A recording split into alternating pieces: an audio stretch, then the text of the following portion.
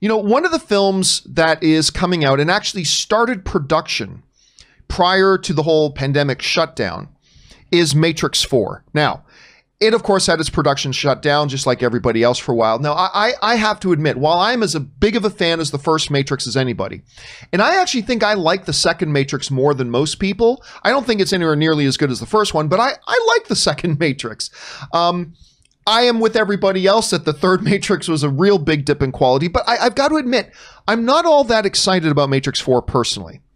And I think the reason I'm not all excited about the Matrix 4 is because, and we've talked about this before, I thought the Matrix franchise declined in quality as it went. And then as far as directing goes, I really didn't like, and some things I really just harshly disliked, the stuff the Wachowskis did after the Matrix. So I'm curious about Matrix 4. I'm going to hope it's going to be awesome, but right now I'm not all that tremendously excited. But there are a lot of people who are excited for it. And for those of you who are excited, this might be good news for you. News is coming out that slowly but surely, as certain areas of the country are trying to reopen back up, there are reports now coming out that The Matrix 4 is looking at early July to restart production. Now, of course, July has been a big month that we've been talking about for a couple of reasons, not the least of which is July is when the first new movies are supposed to come back out. That's the plan. For a long time, it looked like Christopher Nolan's Tenet was going to be the first new movie to come back out, and that was on July 17th. And then yesterday, Solace Pictures jumped the line, and they announced they're going to be releasing their Russell Crowe movie Unhinged, which we talked about yesterday, on July 1st, a full 2 weeks before Tenet. So July is becoming a pretty important month for the movie world if it can hit those targets. And now with Matrix looking at ramping back up, it can become even more significant. Now, of course, we also discussed on yesterday's show that the UK announced that they are going to be looking at allowing production to begin again in July as well. So movies like Batman and some significant TV series that are shooting over there right now are going to be able to pick up production as well. This, of course, raises the question for a lot of people, Aaron, about, you know, yay, our entertainment's coming back. Yeah. But at the same time, a sense of caution, you know, we've heard some officials saying that, you know, it's not that we're saying that the pandemic is behind us. It's that we've learned how to deal with it and act in a responsible way and all that kind of stuff. And I'm not behind the scenes. I don't know how accurate or inaccurate that is. So I'm kind of measured right now. On the one hand, there's my fanboyism that is like, yay, our movies are coming back. But also on the other hand, I'm a little bit, is it too early? And, you know, we talked about that with the movie theaters. I think it's easier to control that in a movie theater environment, but on a set. Aaron, you've been on a lot of sets. I've been on sets before that have 20 people on set. I've been on sets that had like 300 plus people on it before. Yeah.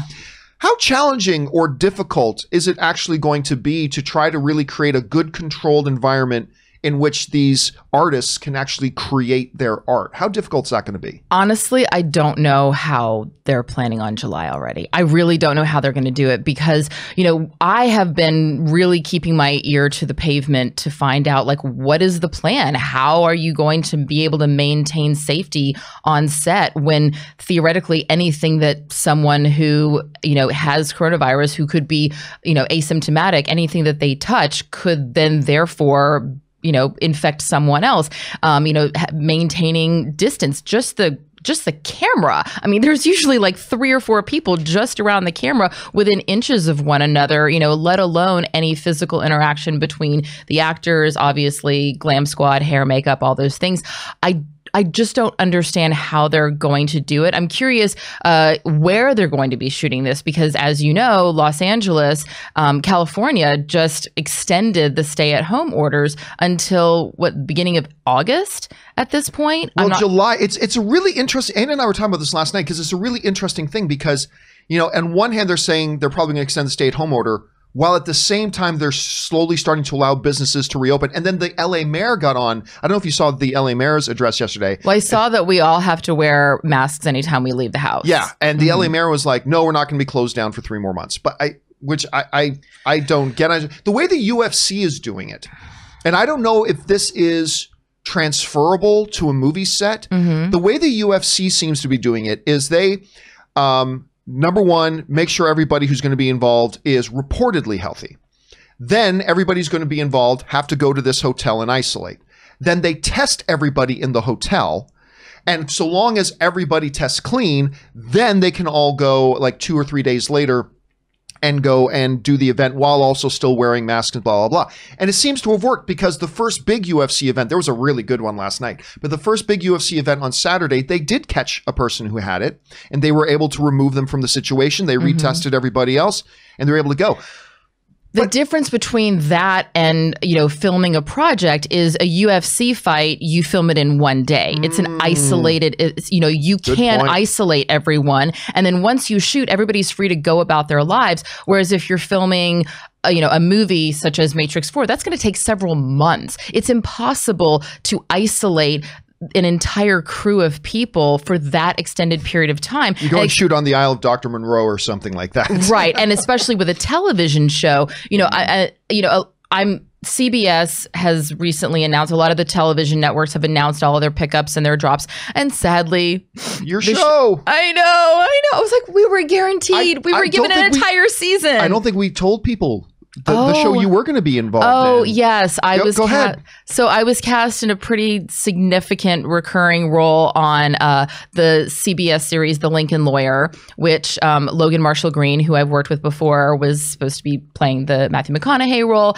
And the cool thing about the project is that it was going to be executive produced by David E. Kelley and Michael Connolly, who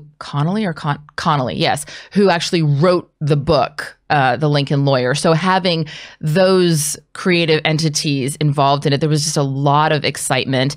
And it was already picked up for a full season. And in fact, I remember I went in for my fitting, and then 2 days later, the showrunner called me and said, we're going to have to halt the production right now, but don't worry. We're the lucky ones because we've already been picked up. A lot of these pilots won't see the light of day, but we're set to go. So he goes, and I just finished writing a really cool scene for you. And I was like, yay. So I was pretty bummed about that. It certainly was a moment where all of a sudden the financial panic really hit me because I was sort of going, all right, well, this sucks for right now, but at least I know I have a job waiting for me. And so, but beyond me, I'm an actor. We're perpetually unemployed. There's always, that's what I had to remind myself of is, oh, right, I've been here before. There just wasn't a pandemic. I will work again, which is how you just have to be as an actor.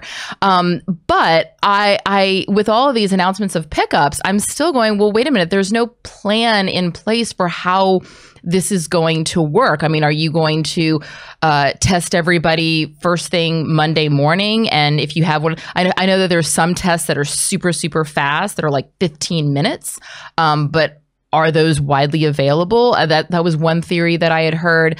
I just don't know how it's going to work. And I have a theory, and bear with me on this, John. Okay. I feel like the entity who's really going to figure it out first, and they're going to pave the way for how the rest of the entertainment industry works, is the porn industry.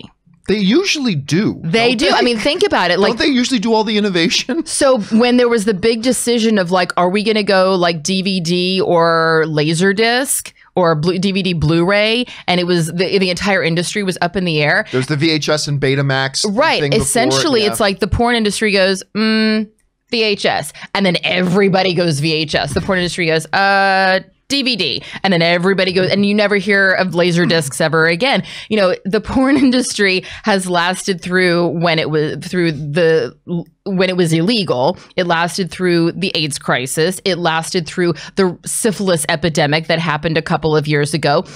The porn industry will never die as long as there are like freaky people that want to get on there and like look at feet or furries or whatever they want to look at.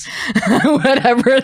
And look at feet. The porn industry will last forever. I actually have a friend who was a performer, and I was thinking last night, I was like, I'm going to call her and find out. So I will get to the bottom of what the porn industry is doing, and that's what the rest of us will do as well. And then we will know how the tides are going to shift. Right. Question here is, guys, what do you think about the notion of Matrix 4 going back into production in July, possibly? Are you like me? Do you have like one side that's like, yay, and the other side is like, huh? But how are you feeling about it? Jump down to the comment section below and let us know your thoughts. All right, guys.